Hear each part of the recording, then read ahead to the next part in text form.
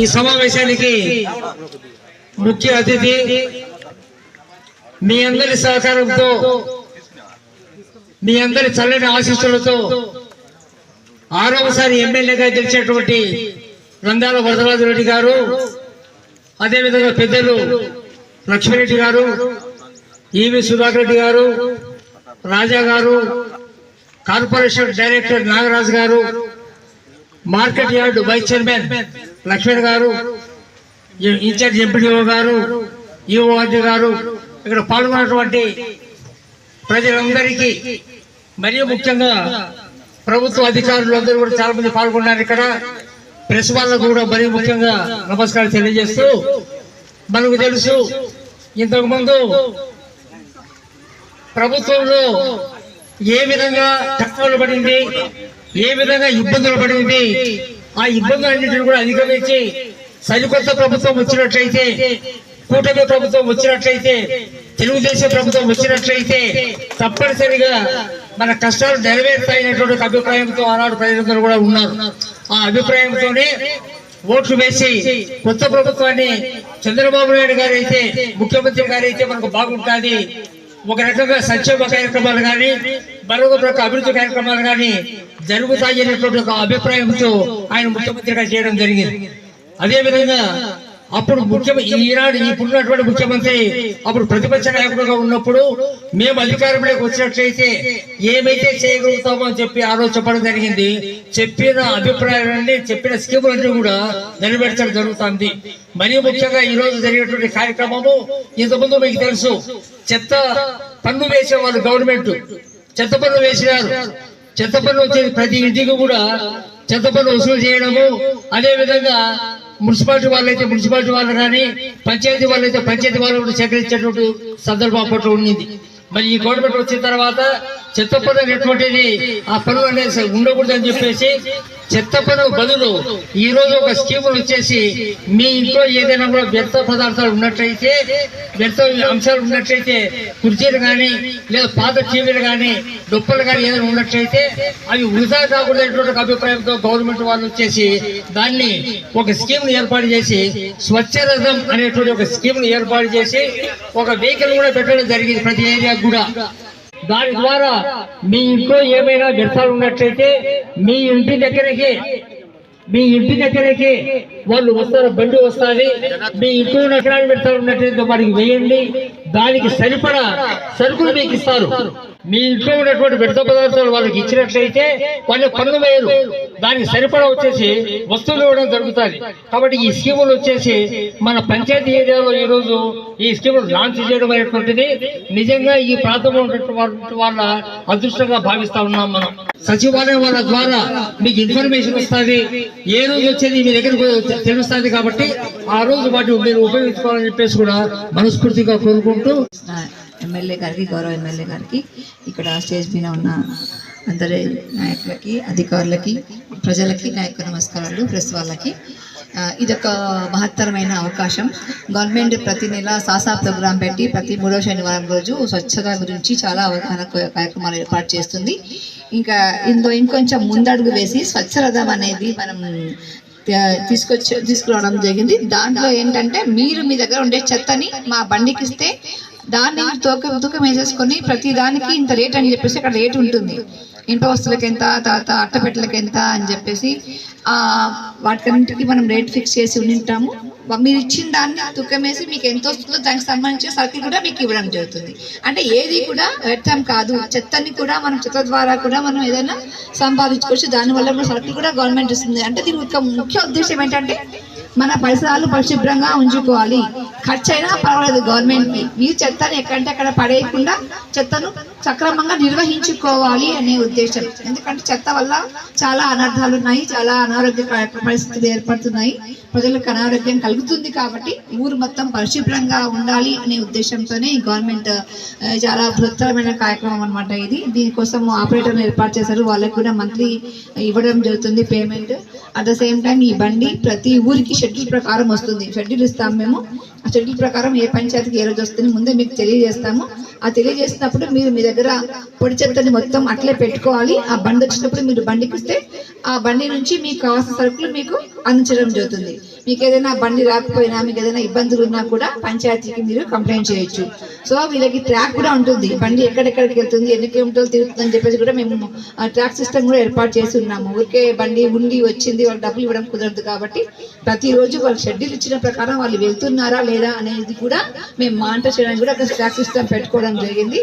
So ఈ విధంగా దీన్ని సమర్థవంతంగా మేము నడపడానికి కృషి చేస్తున్నాము. దీంట్లో మీ యొక్క భాగస్వామ్యం, మీ యొక్క పార్టిసిపేషన్ చాలా అవసరం. మీరందరూ కూడా ఇంకా అందరికీ కూడా విషయాలు చెప్పి చెత్త ఎక్కడ పడేయకుండా బండికి ఇవ్వడం ద్వారా మీకు సరుకులు వస్తాయి. కాబట్టి ఈ విషయం అందరికీ అవగాహన కల్పించండి. దీని ద్వారా మన ఊరిని స్వచ్ఛంగా పెట్టుకోవడానికి కృషి చేద్దాం అందరం కూడా. Thank you. ఆంధ్రప్రదేశ్ను క్లీన్ అండ్ గ్రీన్ గా తీర్చిదిద్దాలని ముఖ్యమంత్రి చంద్రబాబు నాయుడు గారి సంకల్పం మేరకు ఈ రోజు ప్రతి గ్రామ పంచాయతీ, ప్రతి మండలానికి కూడా ఒక స్వచ్ఛరథాన్ని ఏర్పాటు చేసింది. ఇటువంటి వినూత్నమైన ఆలోచనలు, ఒక చైతన్యం తీసుకురావాలా పబ్లిక్లో అనేది చంద్రబాబు నాయుడు గారి ఆలోచన. ఆయనకే అటువంటి దార్శనికుడు మనకు ముఖ్యమంత్రిగా లభించడం మన అదృష్టం. ముఖ్యంగా ఈ రాష్ట్రాన్ని స్వచ్ఛాంధ్రప్రదేశ్గా తీర్చిదిద్దాలా, ఈ రాష్ట్రాన్ని క్లీన్ అండ్ గ్రీన్ చేయాలా, ప్రజల్లో చైతన్యవంతం చేయాలా, పరిశుభ్రత గురించి, పరిసరాల గురించి ఒక అవగాహన కల్పించాలనే ఉద్దేశంతో ఈరోజు ఎమ్మెల్యే గారి చేతుల మీదుగా స్వచ్ఛరథాన్ని ప్రారంభించడం చేస్తున్నారు. ముఖ్యంగా గత ప్రభుత్వంలో మీరు చూసే ఉంటారు, ఆ ప్రభుత్వానికి ఈ ప్రభుత్వానికి తేడాను. గత ప్రభుత్వంలో మన ఇంట్లో మనం పన్ను కట్టి గవర్నమెంట్కు వాళ్ళకి ఇవ్వాలి. ఈరోజు మీ ఇంట్లో చెత్తను తీసుకొస్తే ప్రభుత్వం ఉచితంగా తీసుకుంటూ మీకు దానికి తగినటువంటి ప్రతిఫలం కూడా చెల్లించేదానికి ఒక కొత్త కార్యక్రమాన్ని ఈ రాష్ట్ర ప్రభుత్వం స్వీకారం చుట్టింది. ఈ తేడాను ప్రజలందరూ కూడా, ముఖ్యంగా ఈ ఝాన్సీ నగర వాసులు ఇక్కడ ఉన్న వాళ్ళందరూ కూడా గమనించి మీరు కూడా ప్రభుత్వానికి సహకరించాలి. పరిరక్షణలో భాగంగా కేంద్ర రాష్ట్ర ప్రభుత్వాల ఆలోచన మేరకు ఉద్భవించిందే ఈ స్వచ్ఛరథ ఒక కాన్సెప్ట్. కేంద్ర ప్రభుత్వం స్వచ్ఛ యోజన, రాష్ట్ర ప్రభుత్వం స్వచ్ఛాంధ్ర మిషన్లలో భాగంగా ఈ స్వచ్ఛరథము ప్రజలను భాగస్వామ్యం చేయడం కోసము, ఈ వ్యర్థాలంతా ఎవరింటి ముందర వాళ్ళు పక్కన పడేయడము, మరీ ముఖ్యంగా విపరీతంగా ప్లాస్టిక్ వినియోగం జరుగుతుంది. ఈ ప్లాస్టిక్ వ్యర్థాలు అనేటివి సంవత్సరాలు జరిగిన ఒక మంచి జీవితకాలమైనా కూడా కొన్ని రకాల ప్లాస్టిక్లు కరిగిపోవు. దీన్ని తిని పశువులు అనారోగ్యాల పాలవుతున్నాయి. దీనివల్ల కొన్ని కెమికల్స్, కార్బన్ డైఆక్సైడ్ లాంటి కెమికల్స్ ఉత్పత్తి అయ్యి మనుషులకు అనారోగ్యాలు, క్యాన్సర్ కారకాలు ఎక్కువవుతున్నాయని చెప్పేసి ఈ కేంద్ర రాష్ట్ర ప్రభుత్వాలు చాలా మంది మేధావులు ఆలోచన చేసి వీళ్ళ ప్రజల్లో ఏ రకమైన భాగస్వామ్యం కల్పించాలా, దానిలో ప్రోత్సాహకంగా మీరు ఇంత చెత్త సేకరించండి, ఇన్ని ప్లాస్టిక్ తీసుకుని వస్తే పిల్లలకు ఒక ప్రోత్సాహం కల్పించినట్లు మామూలు ప్రజలు మనం చేయాల్సిన పని మనం మర్చిపోయినాము. ప్రభుత్వం ఒక ప్రోత్సాహం కల్పించి మీరందరూ ఒక క్రమశిక్షణతో చేయండి, పర్యావరణాలను కాపాడండి, పరిసరాలను కాపాడండి, తద్వారా మీ ఆరోగ్యాన్ని కాపాడుకోండి అనే దానికోసము ప్రోత్సాహకరంగా మనం ఎవరైతే ప్రజలు దీన్ని తీసుకొని వచ్చిస్తారో చిన్నపిల్లల నుండి ఒక ఉత్సాహం కలగడం కోసము ఈ పథకాలను ప్రవేశపెట్టింది, ఈ ప్రోత్సాహకాలను ప్రవేశపెట్టింది. దీన్ని ప్రజలందరూ సద్వినియోగం చేసుకొని పరిసరాలు స్వచ్ఛంగా ఉంచుకుంటారని ఆశిద్దాం. అందరం పని. ఎమ్మెల్యే నంద్యాల వరదారెడ్డి గారికి, అలాగే మాజీ ఎమ్మెల్సీ పచ్చలపులయ్య గారికి, అలాగే మాజీ పట్నాదేశ్ శ్రీ సుధాకర్ రెడ్డి గారికి, తర్వాత లక్ష్మణరెడ్డి గారికి, లక్ష్మణ్ గారికి, యువనాయకుడు పచ్చల ప్రతాప్ రెడ్డి గారికి, రాజా గారికి, అధికారులకు అందరికీ నమస్కారం తెలియజేసుకుంటున్నాము. ఈరోజు ముఖ్యంగా స్వచ్ఛారథము అనేది ప్రజల్లోకి తీసుకోవాల్సిన బాధ్యత ముఖ్యంగా సచివాలయ ఉద్యోగుల పైన ఉంటుంది, పంచాయతీ సిబ్బంది పైన ఉంటుంది. ఎందుకంటే ఈ స్వచ్ఛారథం అనేసి ప్రభుత్వం ప్రవేశపెట్టిన ఈ పథకాన్ని పైన అవగాహన కల్పించిన బాధ్యత మన అందరిపైన, ఎందుకంటే అధికారుల పైన ఉంటుంది. ఎందుకంటే ఒక మీటింగ్ పెడుతున్నాము, అందులో మన పొద్దుటూరు నియోజకవర్గంలో మొట్టమొదటిసారిగా స్వచ్ఛారథం ప్రారంభిస్తున్నారు, ఎమ్మెల్యే గారు వస్తున్నారంటే మహిళలందరినీ పిలిచాల్సిన బాధ్యత అధికారుల పైన ఉంటుంది. ఎందుకంటే ఆ మహిళలకు అవగాహన కల్పిస్తేనే ఈ స్వచ్ఛారథం పైన ఏం జరుగుతుంది. ఈ స్వచ్ఛారథం అనేది ఈరోజు మన మండలంలో ఒక వెహికల్ జరుగుతుంది, ఆ వెహికల్ ఎక్కడికి వస్తుంది, ఆ వెహికల్ వచ్చిన వల్ల మనకి ఏం ఉపయోగపడుతుంది అనేసి తీసుకోవాల్సిన బాధ్యత అధికారుల పైన ఉంది. కాబట్టి ఖచ్చితంగా అధికారులు కూడా దీనిపైన కాన్సన్ట్రేట్ చేయాల్సిన బాధ్యత తీసుకోవాలి. గతంలో చూస్తున్నా వైసీపీ పరిపాలనలో ఆ సైకో గవర్నమెంట్ లో వాలంటీర్ వ్యవస్థను పెట్టేసి సర్వనాశనం చేశారు. ఈరోజు చూస్తే తెలుగుదేశం పార్టీ వచ్చిన తర్వాత చంద్రబాబు నాయుడు గారు గతంలో పెట్టిన చెత్త పన్ను ఎత్తేసినారు. అదే పరిపాలన మారిపోయిన తర్వాత తెలుగుదేశం పార్టీ వచ్చిన తర్వాత చెత్త పన్ను సేకరించి చెత్తను సేకరించి ఆ చెత్తను కూడా అవసరానికి ఉపయోగిస్తే మన ఎదురుగా ఇస్తే మళ్ళా వస్తువులు మనం ఉపయోగించుకునే వస్తువులు ఇచ్చే బాధ్యత తీసుకొని ఈరోజు స్వచ్ఛరథం పేరుతో ప్రజలకు తీసుకుపోతున్న ప్రోగ్రామ్ కూడా మనం ఫోకస్ చేయాల్సిన అవసరం ఉంది. కాబట్టి ఇదన్నీ అందరూ బాధ్యత తీసుకొని ప్రజలందరికీ ముఖ్యంగా మహిళలకు కూడా అవగాహన కల్పించే బాధ్యత తీసుకోవాలని కోరుకుంటూ ఈ అవకాశం ఇచ్చే పెద్దలందరికీ ధన్యవాదాలు సెలవు తీసుకుంటున్నాను.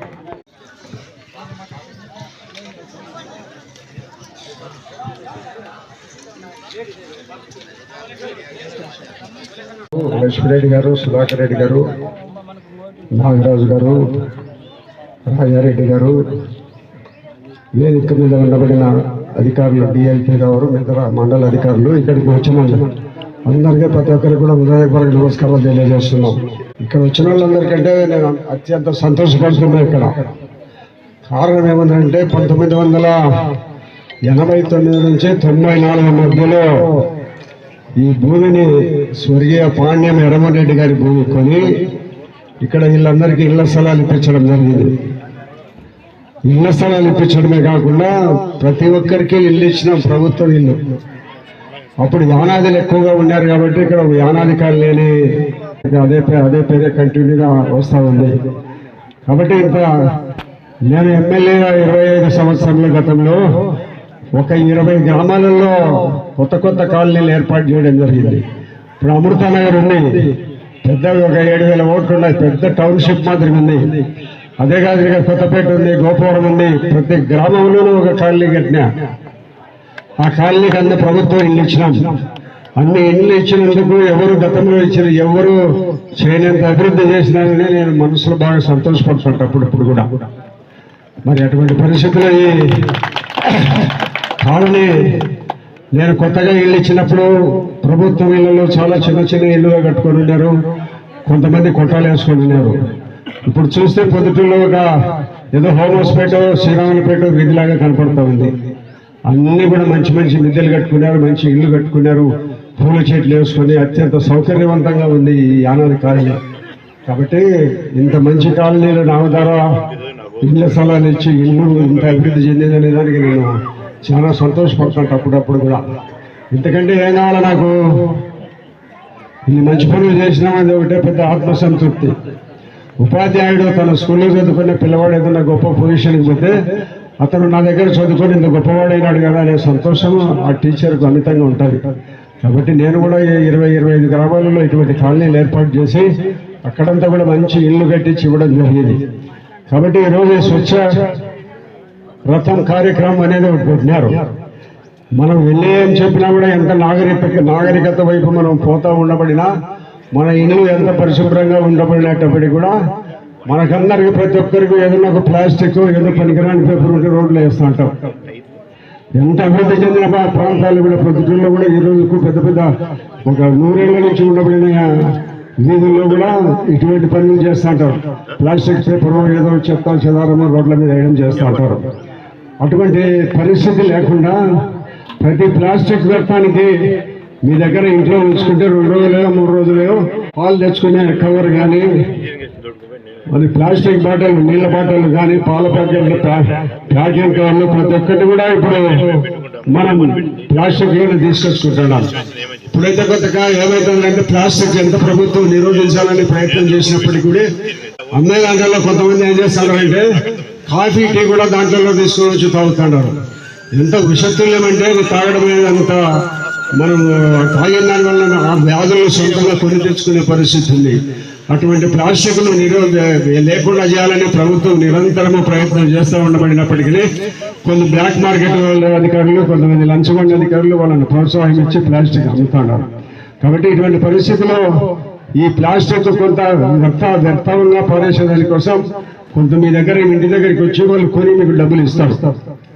ఆ డబ్బులతో ఏదో మనం కొన్నింత డబ్బు రాకపోయినా ఏదో సగమో 25 దాంట్లో వస్తే ఒక నెలకు అది కూడా ఒక 100-150 రూపాయలు మనకు వచ్చే పరిస్థితి ఉండాలనే ఉద్దేశంతో ప్రభుత్వం వీటన్నిటి కూడా వీధుల్లో పారేసి అవి మన మురుగు కాలం వెళ్ళబడి నీళ్ళని ఆపకుండా, మురుగు చేరుకోకుండా ఇవన్నీ కూడా మనం కొనుగోలు చేస్తే మీరు కొంత డబ్బులు ఇస్తారంటే మనం అందరము 10 రూపాయలు డబ్బులు వస్తారంటే పారేయకుండా దాచిపెట్టుకొని వాళ్ళకి అమ్ముకుంటున్నాం. ఈ పరిస్థితి కల్పించే దానికోసం పొద్దుటూరులో చాలా ఉపయోగపడే దానికోసం ఇది పెట్టింది. మళ్ళా మున్సిపాలిటీ వాళ్ళు కానీ పంచాయతీ రోజులు కానీ వాళ్ళు మామూలుగా రోడ్లు క్లీన్ చేసేటప్పుడు మన ప్లాస్టిక్ కాలువలో పడిందంటే నీళ్ళని ఆపేస్తారు. నీళ్ళని ఆపుకుంటా దానికి ఒక చెత్త అడ్డం పడి కొంతకాలానికి అదంతా బాగా నిండిపోయే పరిస్థితి వస్తుంది. అట్లా పరిస్థితి లేకుండా ఉండాలనే ఉద్దేశంతోనే ప్రభుత్వం ఈ కార్యక్రమాన్ని ఏర్పాటు చేసింది ఆంధ్రప్రదేశ్ మొత్తం మీద, పట్టణంలో కూడా టౌన్లో కూడా. మీరందరూ కూడా ఇంత నాగరికంగా మనము ఇల్లు కట్టుకొని మంచి రోడ్లు వేసుకొని బాగా అభివృద్ధి చెందే పరిస్థితుల్లో ఉన్నాం కాబట్టి పరిసరాలను కూడా శుభ్రంగా ఉంచుకోవాలి. ఇది మనది కాదులే, మనం పోతాంటాం అనుకోండి ఆ రోడ్డు పడి ఒక ప్లాస్టిక్ పేపర్ ఏదన్నా ఉంటే తీసుకొని పక్కన వేస్తుంది, దానివల్ల నష్టం ఏం రాదు. అయితే ఎన్ని పడి ఉన్నా కూడా ఇవన్నీ మనం చూసుకొని దాన్ని పట్టించుకోకుండా పోతుంటాం. కాబట్టి మనం అందరం కూడా ఈ యొక్క ఆంధ్రప్రదేశ్ ప్రభుత్వం గౌరవ ముఖ్యమంత్రి చంద్రబాబు నాయుడు గారు ఇటువంటి కార్యక్రమాలన్నీ మనకు ఏర్పాటు చేసి ఇంకా అభివృద్ధి మనం పదంలో ప్రయత్నించాలని ఒక మంచి ఉద్దేశంతో ఆంధ్రప్రదేశ్లో ఇవన్నీ కూడా చేయడం జరుగుతుంది. మనం కూడా ఇవన్నీ ఉపయోగించుకొని దానివల్ల లబ్ధి పొంది ఇతరులకు అసౌకర్యం లేకుండా ఉండే పరిస్థితుల్లో మనం నిరంతరం జీవనంలో మనం పాటించాలి. కాబట్టి ప్రతి ఒక్కరూ ఇటువంటి సౌకర్యాన్ని ఉపయోగించుకోండి. మరి ఇంత పెద్ద కాలనీ ఏర్పాటు చేసినందుకు చాలా సంతోషంగా ఉంది నాకైతే. ఎందుకంటే